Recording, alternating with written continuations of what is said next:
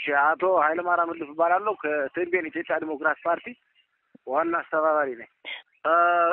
በእኛ እንደ ቴምቤን ኢትዮጵያ ዲሞክራሲ ፓርቲ መንግስት የወሰነው ውሳኔ ያው መንግስት ሳይሆን ምርጫ ቦርድ ኢትዮጵያ የወሰነው ውሳኔ እንዲያም ዘግይተዋል የሚል ግምገማ ነው ያለን። ሁለት ግን ለምን ብትለኝ ከነ ምክንያቱ የድርጅት በህግ ራሱን ያወጣው ራሱን ሊያስፈጽም ስለማይችል ከህግ በላይ ራሱ ያወጣው ለራስ ተገኝ የማይሆን ድርጅት ነው ህወሓት ማለት ነው። ስለዚህ ህወሓት ከአንድ ሚሊዮን ወጣት ከመውላት በፊት የትግራይ ህዝብ ኢኮኖሚካልና ሳይኮሎጂካል ከመጠቃት በፊት መሰረት ነበረበት የሚል ግምገማን ያለን እንጂ መንግስት አሁን ምርጫ ቦርድ ኢትዮጵያ ያደረገው ትክክለኛ ውሳኔ ነው ግን ዘግይቷል የሚል እንትን አስተያየት ያለን። ያው ህወሓት እንትን ለምሳሌ ቴምቤን ኢትዮጵያ ዲሞክራሲ ፓርቲ የቴምቤን በእድር እንኳን እንዳይደራጅ የከለከለ ፓርቲ ነው በእድር። ስለዚህ ራሱ ግን አድራጊና ፈጣሪ የነበረበት እኔ ያልኩ ብቻ ይሰማ የሚል በጣም ኢትዮጵያ በርካታ ጥቅም አሳልፎ ለባዕድ የሰጠ ፓርቲ ነበረ።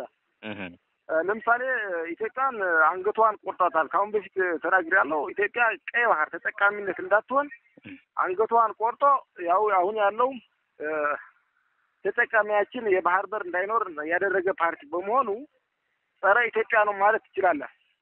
ስለዚህ ከኢትዮጵያ በተለይ ከትግራይ ህዝብ ባህልና ምንነት ያፈነገጠ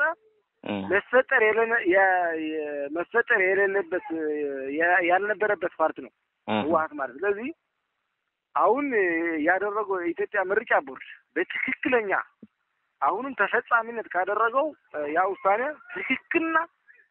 ትክክለኛ ውሳኔ ነው የወሰነው። አሁን በቲክቶከር ወይ በተለያዩ ሚዲያ ስታይ ትክክል ውሳኔ እያለ የትግራይ ወጣት እየገለጸ ይገኛል። ስለዚህ የቴምቤን ኢትዮጵያ ዲሞክራሲ ፓርቲ ደግሞ በዚህ የተወሰነው ውሳኔ ለኢትዮጵያ ምርጫ ቦርድ ብሎም ለኢትዮጵያ መንግስት ፌዴራል መንግስት ትልቅ አክብሮት አለን፣ እናመሰግናለን ለማለት ለምን ህግና ህጉን ተከትሎ ስለሄደ ትክክለኛ እንዲያም ዘግይቷል በጣም። ይህ ውሳኔ ከመጀመሪያ ቢሆን ኖሮ ጥሩ ነው። ከአሸባሪነት አስነስቷል እና በልክ እንደ ኢትዮጵያ ያሉ ፓርቲዎች በህግና በስርዓት በምርጫ ቦርድ ኢትዮጵያ እንትን መከራከር ትችላለች። ህጉን አክብረሽ ሲባል እምቢ ያለ ፓርቲ ነው፣ ያፈነገጠ ፓርቲ ነው። ብሎም ከሻዕቢያ ሂዶ በህገወጥ ሉዓላዊነት ኢትዮጵያ ያስደፈረ አካሄድ እየሄደ ይገኛል በአሁኑ ሰዓት። ስለዚህ ውሳኔው ትክክል ነው ለማለት ፈልጌ። ምንም የሚፈጠር ነገር የለም። ያው ወጣቱን በዚህ 5-6 ዓመት እኔ እንኳን 14 ዓመት ኦልሞስት እየተከራከርኩ በሰላማዊ መንገድ እንትን እያደረኩ የሚቃወም ሰው ነኝ። ስለዚህ አሁን ወጣቱ ነቅተዋል። ወጣቱ ጫፍ ከጫፍ ነቅተዋል። ከአሁን በኋላ ለህወሓት ወግ ነው ለአንድ ጉጅለ ለአንድ ቤተሰብ ለአንድ የአድዋ ሰርወ ንግስነት ተከራክሮ የሚሞት ወጣት ካለ ያው ምንም አይባልም። ያርፒ ማዘም ይችላል ጥናትስ እንጂ አሁን ወጣቱ ነቅተዋል። ህወሓት ምንድነው ብሎም ከነሱም ጋር የነበረ ትናንት የነሱም አፈቅላጤ የነበረ ጌታቸው ረዳም አሁን አይቶት ነገሩን እኔን መጠየቅ ካለብኝ እጠየቃለሁ ብለዋል። አይተኮን በአና ባደረገው ኢንተርቪው አጥፍቻለሁ ማለት ብለዋል። ስለዚህ የኢትዮጵያ ወጣት ብሎም የትግራይ ወጣት ይህን እንደዚህ አይነት አስተሳሰብ ያለው ህወሓታው አስተሳሰብ ያለው ጠቅላላ ከጭንቅላቱ አጥቶ መጣል ነው ያለበት ማለት ነው።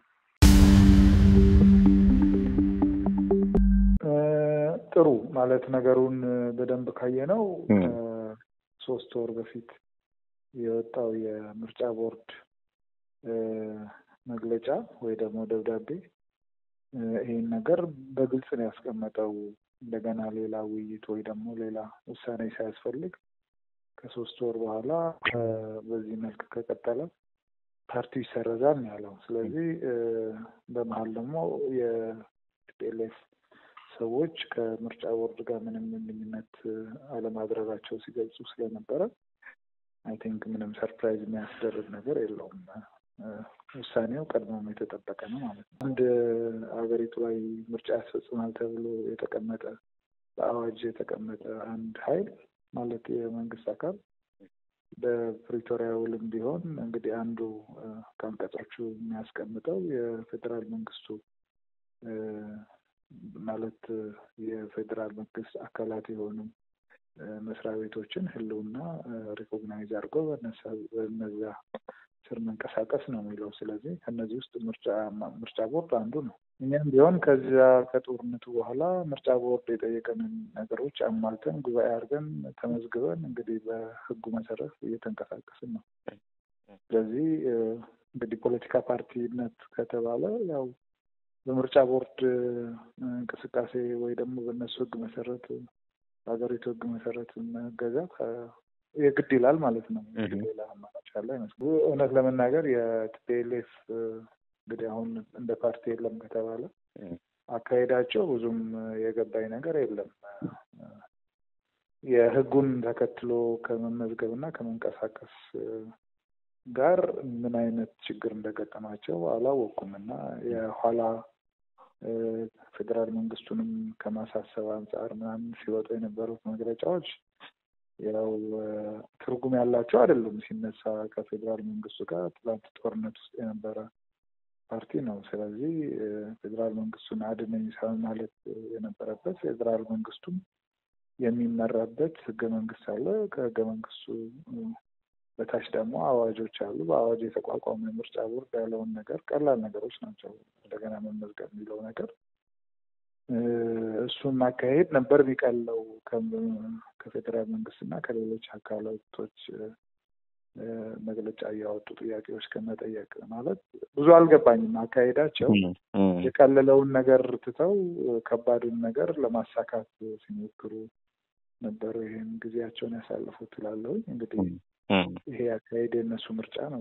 እንግዲህ እኛ ይሄን እንደዚህ አይነት ነገሮች እንዳይፈጠሩ ተደጋጋሚ ጥሪ ስናስተላልፍ ነበር።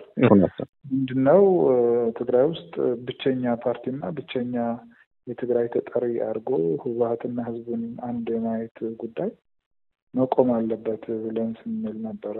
ስለዚህ ጊዜ አስተዳደሩም ይሁን በዛ የተቋቋሙ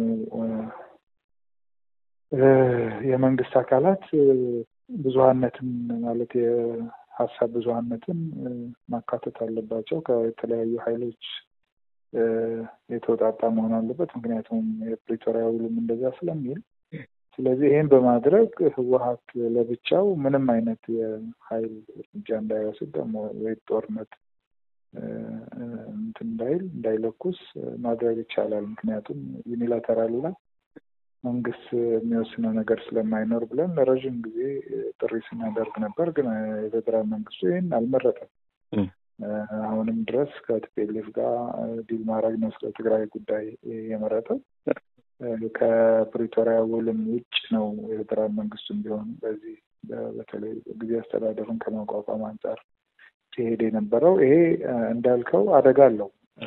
አሁንም ሙሉ የትግራይ ሪሶርስም ያን ፖለቲካ እንትን የተቆጣጠረ ቲፒኤልኤፍ እንዲህ አይነት ነገሮች ትንኮሳዎችን ሊያደርግ ይችላል ወይ ወደ ሌላ ነገር ሊገባ ይችላል የሚለው ነገር ስጋቱ እንዳለ ነው።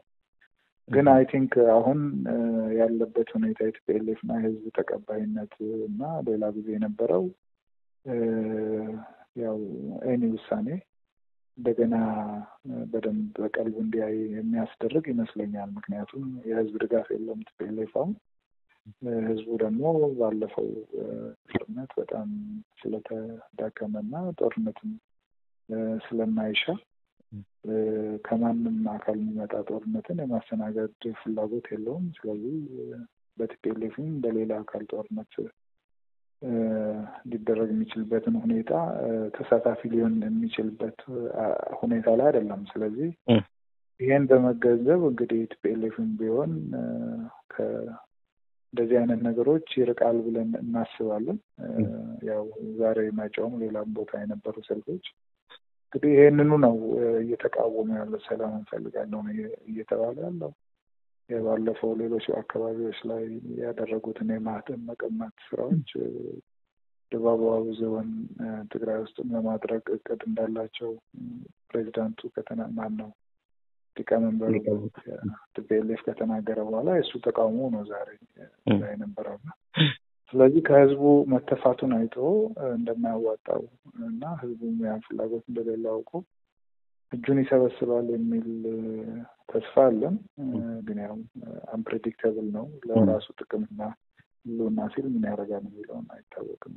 ይኸውልህ አሁን ቲፒኤልኤፍ ምርጫ ቦርድ እንግዲህ እንደ ፓርቲ አላውቅም ብሎት፣ ግን ቲፒኤልኤፍ እንግዲህ ጊዜ አስተዳደር ላይ በአብዛኛው ቲፒኤልኤፍ የተያዘ ነው። ቲፒኤልኤፍ ነው ያለው። ስለዚህ ከዚህ ጋር በተያያዘ ምንድን ነው የሚደረገው የሚለው ነገር ነው የሚወስነው።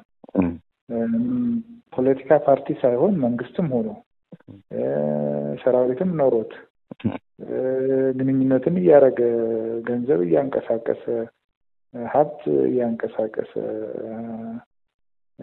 ማለት መግለጫ እየሰጠ ህዝብ እያስተዳደረ የሚቀጥል ከሆነ አይ ቲንክ የፖለቲካ ፓርቲ የሚባለውም ትርጉም ያጣል ማለት ነው። ማለት እኛ አሁን ለምሳሌ የህጉን ተከትለን እየተንቀሳቀስን ያለን ፖለቲካ ፓርቲዎች በማይሆን ሜዳ ውስጥ ነው እየተጫወትን ያለ ነው ማለት ነው። ማለት ትርጉምም አይኖረውም። ስለዚህ እንግዲህ ካሁን በኋላ ያሉት ውሳኔዎች ናቸው አሁን ያልካቸውን ጥያቄዎች የሚመልሱት። ካሁን በኋላ የትግራይ ውስጥ ያለ የፖለቲካ ምህዳር ምንድን ነው የሚለው አንድ ህጋዊነት የሌለው ፖለቲካ ፓርቲ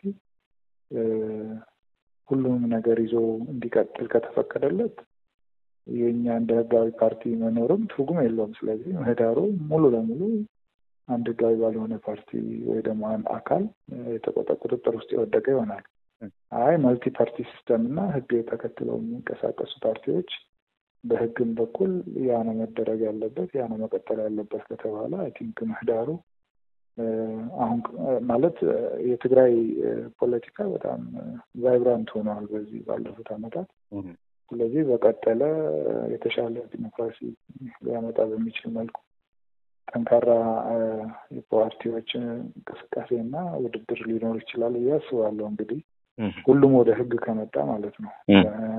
ሌላው ህግ ጥሶ አንደኛው ደግሞ ህግ የሚጠብቅ ከሆነ አይ ቲንክ እዛ ማለት ትግራይ ውስጥ ህግ አልበኝነት ይሰፋል። ያ ነው እየሰፋ የሚሄደው። ይሄ አሁን ያለው ሁኔታ እንዲቀጥል ከተፈቀደ ማለት ነው።